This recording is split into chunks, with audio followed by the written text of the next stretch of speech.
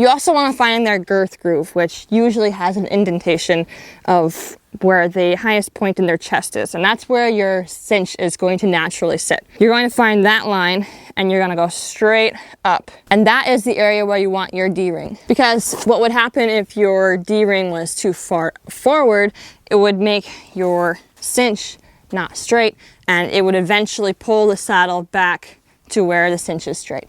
Or if your D-ring was too far back, it would eventually pull the saddle up too far forward, because the cinch or the girth is always going to make itself straight. So if you start off with a cinch or a girth that's not straight, it is going to eventually make itself that way. Another thing I wanted to mention is the placement of your cinch buckle or your girth buckle. So there's the pectoral muscle down here, then there's the latissimus muscle that runs up here. And it's really important that your buckle does not land on the pectoral muscle or the edge of the latissimus muscle. The pectoral muscle is very important for the leg movement and such, so you really do not want to be hindering that at all. There's also the thoracic vein that runs above the pectoral muscle over here, which is another thing that you do not want your buckle to land on. So in between these two areas, about right here, is the sweet spot where you want your buckle. Or if you have an English saddle, your buckle might go above the edge of the latissimus muscle up here, but you never want it on the edge of the latissimus muscle.